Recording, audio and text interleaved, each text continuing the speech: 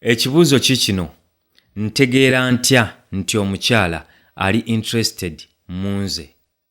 How can you tell that a woman is interested in you? Now, ngenda kuwa answer eri general ndowooza emu. Omukyala oyo investinga mu relationship.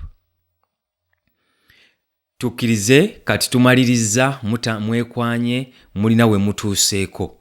Oba okyalina mu process ekwana omukyala ono. Interest agiraga atya? Atandika okuinvestinga obuntu obutonotono mu relationship yammwe. Ngenda breaking ebintu bino bwenti.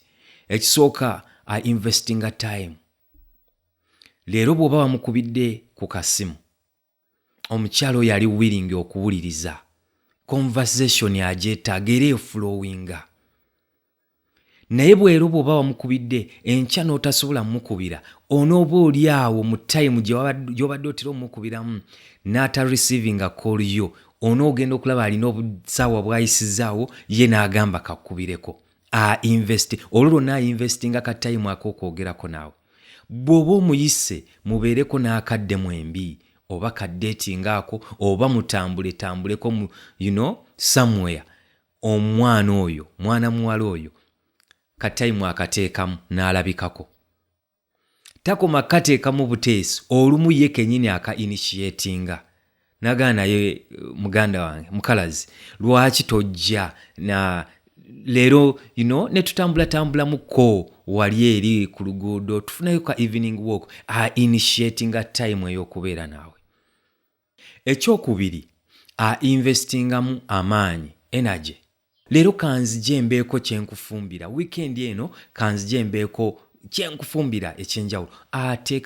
Ateekamu time naye ateekamu ne ku maanyi. Omuntu okujja n'akupreparingira ka meal awaka, omuntu oyo aba ataddemu amaanyi. Oba gwe okugenda gy'ali n'abanga yakutegekedde ebyokulya, okwo konna kuteeka mu maanyi. Lwaki? Omulala asobola okutumya obutumya ku zi restaurants, talina na budde bukuinvestingamu ka energy ke, tayagala kuteekamu twanyi twe. Ekyokusatu, ateekamu emotions. Singa oba olina omuntu gwe wafiiriddwa, omuntu ono afaayo okulaba sorry about that, ayagala abeerewo naawe mu kunyola okwo. Bwabeerawo ekintu ekiri exciting, waliwo obuwanguzi bw'otuuseeko, emotions zo ziraba nga ziri invested mu buwanguzi bwo. Ekintu kyonna ekijja nga kyetaagisa emotions ze okubeera involved, okugenda kulaba omuntu ono nga emotions ze ziri wamu n'ezizo, bw'onyolwa anyolerwa wamu naawe era akiraga. Ekyokuna, financially.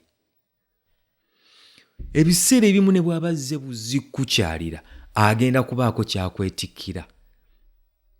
Seba abawala ennaku zino njagala okimanye bakola ssente zaabwe. Naye omuwala okuteekamu ssente n'agamba nti Emma namugulidde essaawa, Emma namuguliddeyo akasaati, olwo ali mu kuteekamu jjukira ssente ze. Njagala okimanye nti olina okuba ng'oli ku bwongo bwe. Ali attracted to you, oli ku mutima gwe. So, investinga financially. Abamu bawera ddala abasajja ssente.